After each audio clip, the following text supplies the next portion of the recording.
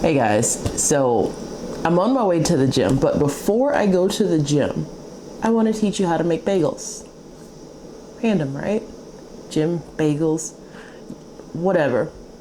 So, being in a place where I don't have access to get bagels, and I'm not saying New York, but just in a major metropolitan area, I had to learn how to make bagels myself. And so I figured I'm going to share everything that I learned over the last couple of years to you, because why not?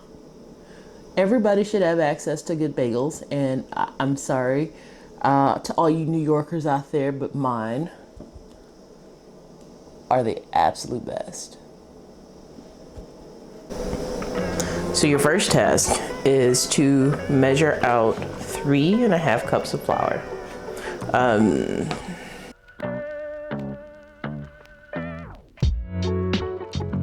All right, so that's my half cup measurements. Bear with me just a second, because apparently I am not cook ready on this, because all of my flour didn't fit in my container. Cool. Oh, so close. All right, let's just go 1, 2, and 3. So we're at 3.5. And yes, I am using a food processor. I don't care if you're judging me, because this is the easiest way for me to do it. And yeah. Cool. So now that I'm done with my flour, basically what you want to do is add all your dry ingredients together. So you got your flour,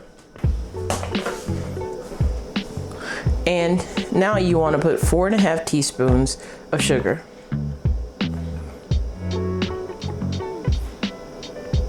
2, 3, and 4. Oh, and a little teeny half.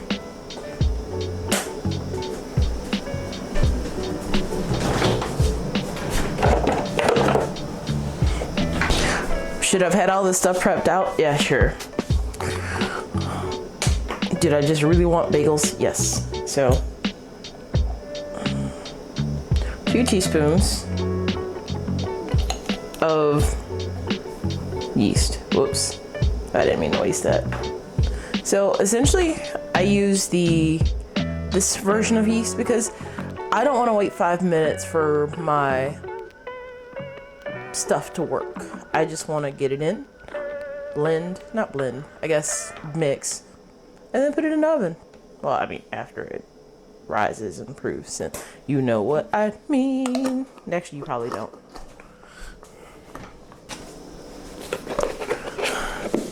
And then you have 1.5 teaspoons of salt.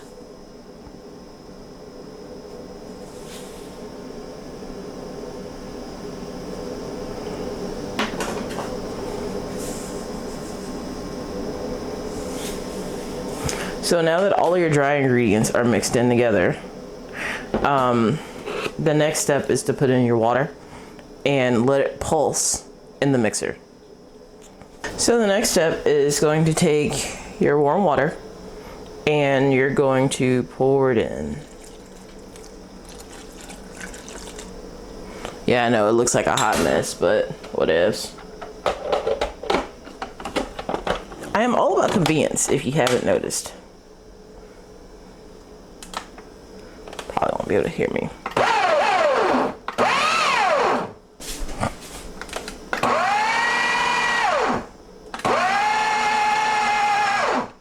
So my food processor actually has a dough function on it that I will just run sporadically, just so that way I can make sure that this doesn't get overmixed or kneaded or whatever.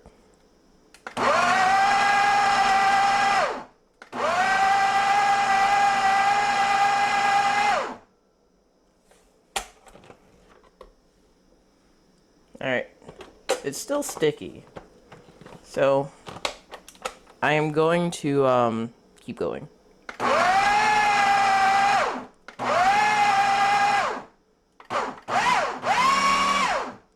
Alright, So let's see. Nope, still not where I want it. And honestly, I think I may throw a little bit of flour in here, only because a lot of times when your dough is sticky, super sticky like that, it just needs a little bit more flour. But here, let me try.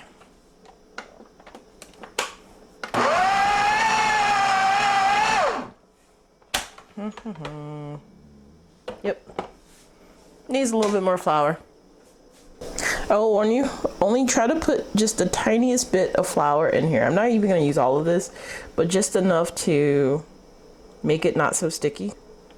And of course, this is also something that you could do after you take it out of the mixer. I'm just trying to be efficient.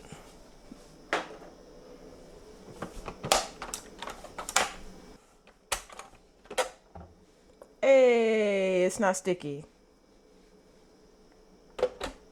Now that it's not sticky, so just so you can see what it looks like. The goal is to make it not super sticky. I mean, could I be lazy and keep going? Maybe, let's see. All right, the tricky part on getting this out of the mixer is it's always fun. But I'm just gonna turn it over. Let the blade fall. There we go. Look at that. Look at that nice dough. Oh. This is the moment where I could put in a bread pun, but I cannot think of any right now. So sad. Cool. Bread is still a little sticky, but it's okay because this is what we want. This is basically what we want it to look like. So at this point, we still have to knead it a little bit. Honestly, when I looked at it, I thought that it may have been done, but unfortunately, it is not, but that's okay. Because we're just gonna peel all of this off of here.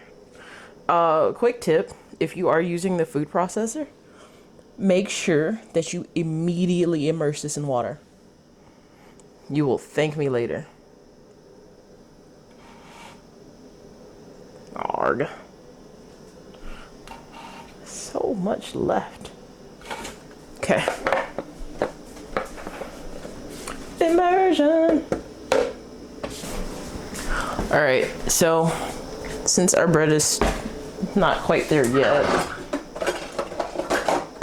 it's time to knead. Oh god, edit all this out.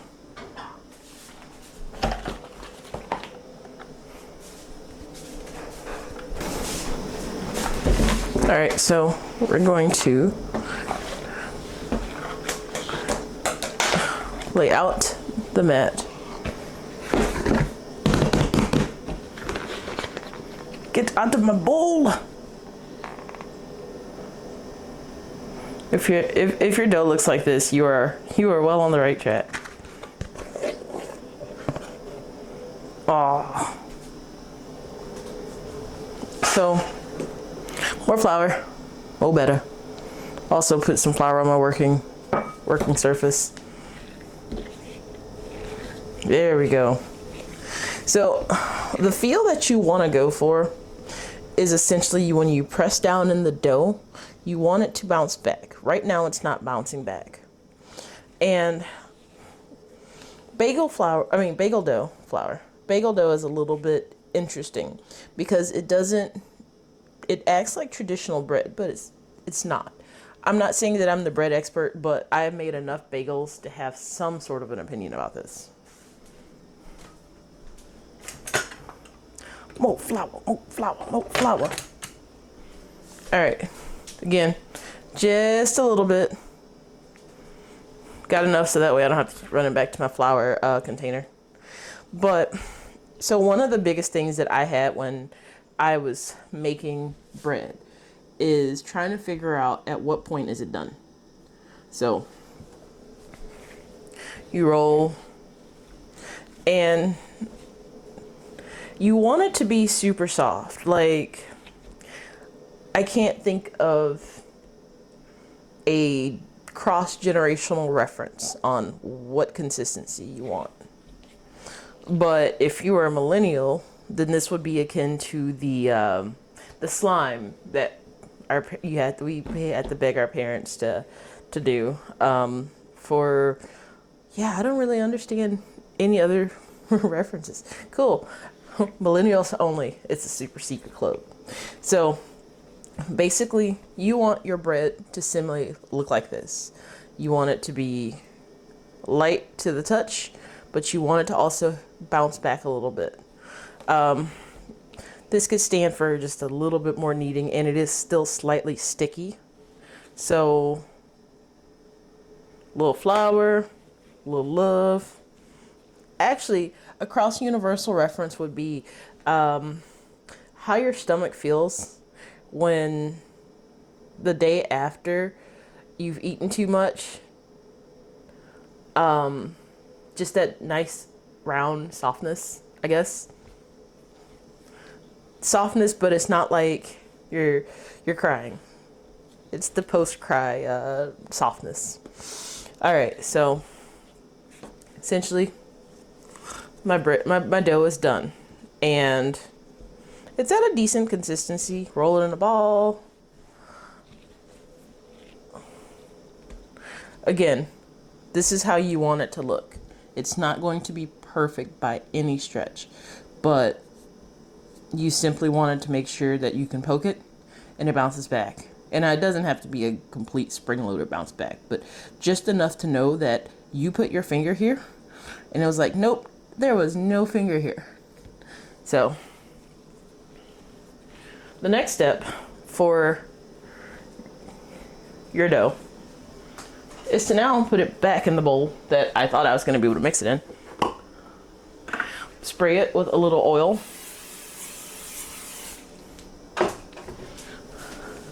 Throw your dough in here, but rotate it. Make sure that it gets all nice and set for whatever. But so this is where you're going to be.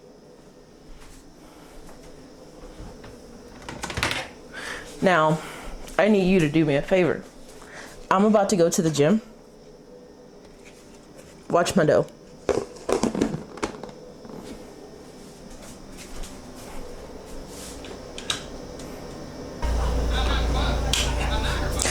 All right, so I appreciate you watching my dough for me. Hey, look at that. So, typically you want to let your dough sit for about an hour. And oh, my stove is fussing at me. Hold on.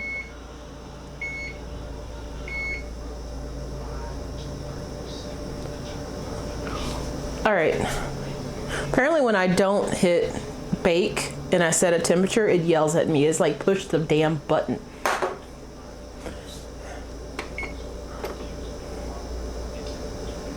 So I'm preheating my oven to 425 so that way I can not have a whole lot of downtime.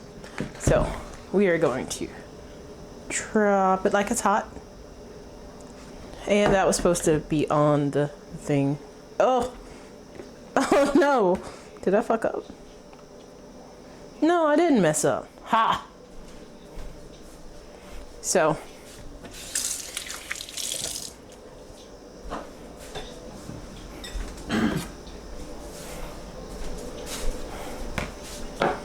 you're supposed to actually get all of the air out of this thing, but I'm not worried about it. I'll just throw a little flour on it because it's still a little too it's not dry enough for me. I know.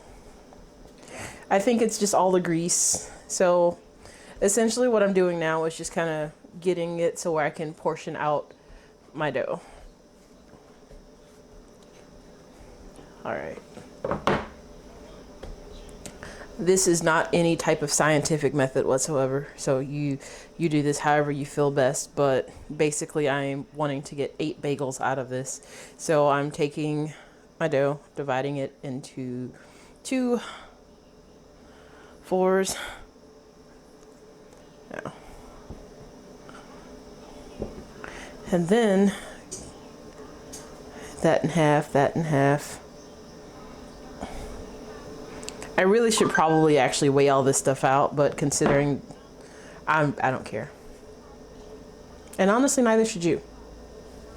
It's like, unless you're gonna start a bakery and trying to get size accurate things or whatever, it doesn't matter. Enjoy yourself, it's bread.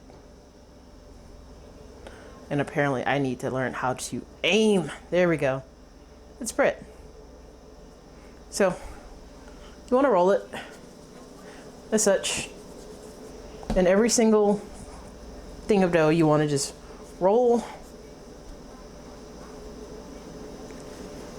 And it's going to be a little sticky. It's fine. Who doesn't like things being sticky? So roll it. I would make some reference about Limp Bizkit and rolling, but I don't think that a bunch of people would get that. I don't know what the demographics of people who want to make bagels is, so I presume that you are not all millennials. Because once again, random obscure references that in my head make sense, but in your head you'll be like, what are you talking about? So we want to roll. Hey, I can actually make a generational reference on this one. Tina Turner, Rolling on the River. Or was it? I forget what the song is. But yeah, Tina Turner has a rolling song. Limp Bizkit has a rolling song. I'm pretty sure that somebody in the Gen Z category has a song about rolling joints. So it's okay. Alright, so we want to roll all of these. This is the first step that you have to take with the bagels. And starting at the first one, you take the bagel, the dough, and you just pull it apart in the middle. Nothing too crazy. And you set it to the side. When you first start, you're going to have inconsistencies, and that's fine. Nobody is going to judge you on the consistency of your bagels, size-wise anyway. They're going to judge you based on how it chews. And we're going to fix all of those random issues once we get this going. So.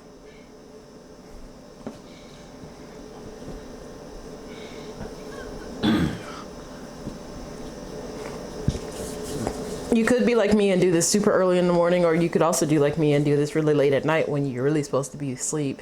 And, you know, you decide who needs sleep when you need bagels. I'm actually doing this earlier in the day because I have things to do. But, same. So, according to a lot of websites that I've seen, oh, this one's kind of sticky, is that you're supposed to give it kind of like an inch diameter. I'm not going to measure this because, quite frankly, I don't care, which I've said before. Oh. There we go. Now it's not so sticky. So if you ever find yourself encountering sticky dough, just throw a little bit of flour on it. It can be all-purpose flour, bread flour, whatever it is that you want. Only because you don't want to try to boil sticky dough. I don't know what would happen if you did it, but I imagine that the outcome is just not going to be all that great.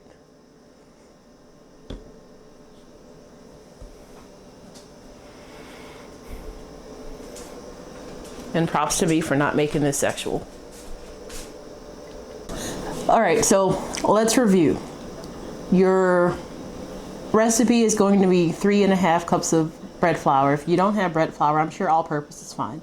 You're going to have 1.5 teaspoons of salt. You're going to have 2 teaspoons of yeast, and you're going to have 4.5 teaspoons of sugar. So, and warm water, like 1.5 cups at best. Your dough, you knead it until it is not super sticky. To put flour on it is to make it less sticky, but then you also have to make sure that it still has the same little texture that you want, where you push your finger down and it goes right back. This is going to be on the final exam. You preheat your oven while you are rolling your dough. So we're just waiting on the water to boil, and we're waiting on the oven to hit 425. You want to bake this depending on where you're located. It could be in the range in between 22 to 25 minutes based on your altitude. Don't ask me the science. I can't tell you. It only took me like 50 batches to figure out what works for me. It's probably going to take you the same amount of time. But fortunately, all of those ingredients you can probably get for under 20 bucks. But also, like, for my budget-minded people, bread flour never goes on sale. Sugar never goes on sale. Salt sometimes goes on sale, and yeast will never go on sale. So if you go to the store and you find a little sticker shock, it's okay, because guess what? It's never going to get cheaper. One thing that I forgot to mention, when you boil your bagels, 2 minutes on each side. You have to do this. Oh, and salt your water. And throw a little bit of baking powder in it. I know it's baking soda. I know it sounds ridiculous, but I promise you, it makes a difference. And while I'm not going to show you the bagels boiling for 2 minutes on each side, you want to get a pot big enough to do like batches of it, only because you're going to have to sit for each and every one. So you may as well just throw it all in and have a party.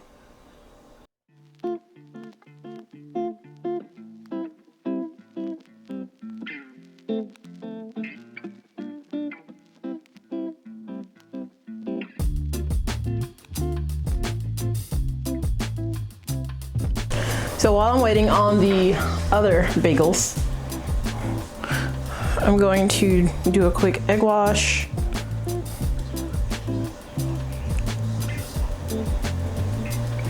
And don't worry about imperfections. We're all not perfect. Don't expect your bagels to be.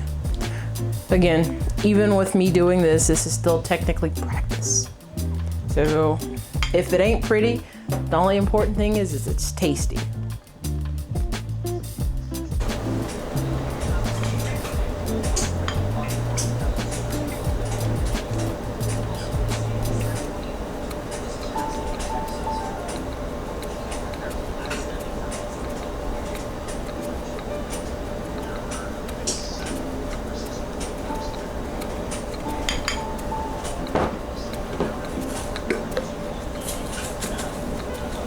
Oops. Put a little too much on there. The goal is to not go too crazy with everything seasoning, so. All right, into the oven.